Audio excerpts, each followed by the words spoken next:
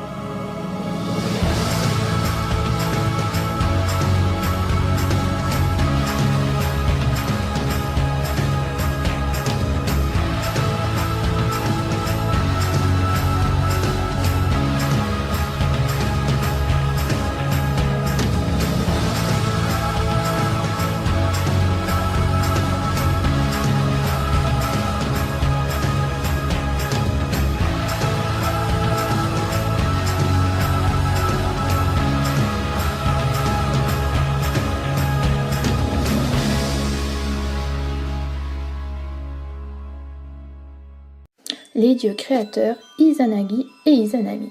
Un peu comme Uranos et Gaïa chez les Grecs, Izanami et Izanagi sont le premier couple divin, fondateur et créateur qui créèrent le Japon. Izanami est désignée comme la première femme de la mythologie. Elle est à la fois la déesse de la création, avec son époux, et de la mort. Avec Izanagi, ils eurent de nombreux enfants, ceux des eaux, des îles, des fleuves, des vents et des montagnes. Elle essaya de mettre au monde le dieu du feu, mais cette dernière fut brûlée mortellement et dut se réfugier au royaume des morts. Son mari, fou de rage, tua le nouveau-né et se rendit en enfer pour récupérer sa bien-aimée. Lorsqu'il la trouva, elle était toute pourrie et nauséabonde. Furieuse de voir que son mari la rejette, elle le poursuit, mais Izanagi réussit à lui échapper. Devenu célibataire, le jeune dieu donna naissance à 3 autres kami. Tsukiyomi, le dieu de la lune, qui naquit de son œil droit, Amaterasu, la déesse du soleil qui naquit de son œil gauche, et Susanoo, le dieu des tempêtes qui naquit de son nez.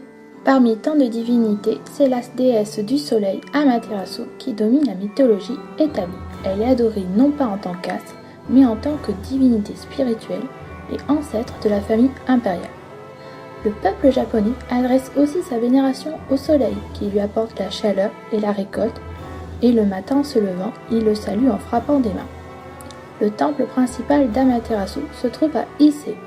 Dans ce temple est conservé le miroir sacré octogonal qui est le shintai de cette divinité, c'est-à-dire l'objet dans lequel peut entrer l'esprit de la déesse pour assister aux cérémonies et pour écouter les prières qui lui sont adressées. Les textes anciens nous apprennent que c'est Izanagi, en se lavant l'œil droit, qui donna naissance au dieu de la lune. Son nom japonais, Suki, qui veut dire lune, et Yumi, compter, se traduit par compter les mois. On l'associe ainsi au calendrier primitif. Au Japon, la divinité lunaire est une divinité masculine. Ce dieu de la lune a aussi un temple à Ise. Dans ce sanctuaire se trouve un miroir qui est le shintai du dieu et qui lui permet de se manifester. Chaque année, on offre au dieu de la lune des chevaux vivants qu'on enferme dans une écurie établie dans l'enceinte du temple. La pleine lune se dit en japonais Mochi Suki. Susanoo est le dieu de la mer, mais il est insatisfait d'y régner et jalouse le domaine de sa sœur Amaterasu. Son père Izanagi le chassa des cieux. Il est descendu à la province d'Izumo où il a rencontré un vieux couple. 7 de leurs 8 filles avaient été dévorées par le serpent 8 têtes nommé Yamata Orochi et il était sur le point de venir pour manger la 8e, Kushi Inada Hime. Après que les couples aient promis la main de leur fille dans le mariage de Susanoo, il a accepté de massacrer Orochi. À l'aide de 8 cuvettes de saké, une pour chaque tête, Susanoo a décapité le monstre une fois qu'il avait été endormi. D'une des queues d'Orochi, Susanoo a retiré une épée qu'il a appelée Ame Murakumo Tsuriji, l'épée nuage sourcilleuse du ciel, plus tard connue en tant que Kusanagi Tsurugi. L'épée a été présentée à Amaterasu comme cadeau de réconciliation et était plus tardivement donnée avec son descendant Ninigi avec le Yamata Kagami, un miroir, et le Magatama, bijou sacré, comme preuve de sa droite divine de régner. Il est très vénéré et de nombreux sanctuaires lui sont consacrés. Les arbres fendus par la foudre, nommés Kantoki no-ki, sont considérés comme sacrés et il est défendu de les abattre. Dans les temples qui y sont consacrés, un sabre tient lieu de Shintai, avec le symbole de la foudre. Parmi les sanctuaires, celui de Kashima est le plus vénéré. La pluie avait des divinités particulières, le dieu Taka, qui réside dans la montagne, et le dieu Kura, qui réside dans les vallées. Il peut faire tomber la pluie, mais aussi la neige. En cas de grande sécheresse, les cultivateurs japonais organisent un cortège, précédé par un prêtre shintoïque portant le goei, un symbole de la divinité. Il est suivi de près par un paysan qui souffle dans un coquillage, puis vient un dragon fait de bambou et de paille tressée. Le cortège se termine par des paysans qui portent des oriflammes sur lesquelles sont inscrites les prières pour faire tomber la pluie. La foule suit en battant des tambours et en faisant beaucoup de bruit. Le cortège se termine vers un lac ou une rivière où l'effigie du dragon est plongée dans de l'eau. Fujin est décrit comme un démon à la forme humaine dont la chevelure est rouge et porterait une peau des léopards. Il porte sur ses épaules un sac rempli de vin. En couple avec son frère jumeau Reijin, dieu du tonnerre et de la foudre, ils sont toutefois considérés dans le folklore japonais comme des yokai. Ils seraient nés grâce à la déesse Izanami sous le nom de Shina Tsuhiko. La mer possède plusieurs dieux. Le plus grand est Ryujin, un dragon capable de prendre forme humaine. Il vit à Ryukuju, d'où il contrôle les marées grâce à des joyaux magiques.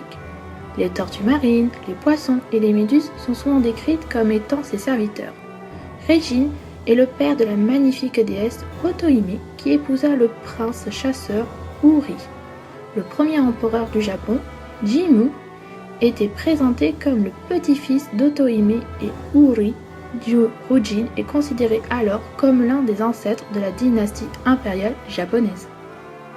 Dans les incarnations, il est toujours invoqué sous un autre nom qui est O-Mutsubi, celui qui provoque le feu.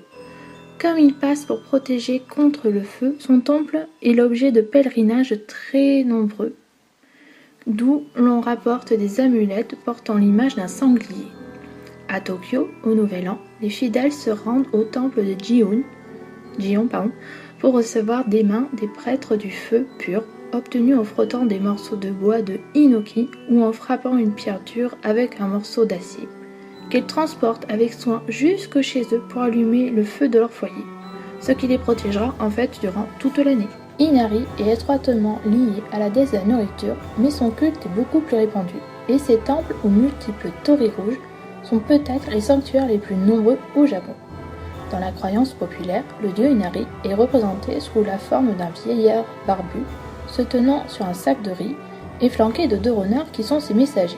Le peuple a confondu Inari avec ses messagers et adore le renard en tant que dieu du riz. Considéré à présent comme le dieu de la prospérité sur toutes ses formes, il est vénéré surtout par les marchands. Et enfin, le Shinigami, le dieu de la mort. Son nom est à l'origine utilisé pour parler de la personnification de la mort, comme la faucheuse dans les traditions européennes. Très utilisé dans de nombreuses fictions japonaises, que ce soit dans les films, les mangas, les séries TV, et j'en passe.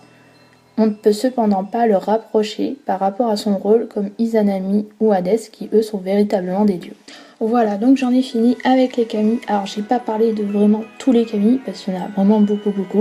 J'ai pas parlé de la déesse de la gaieté, du dieu de la terre, du premier dieu qui est à l'origine de la création du monde.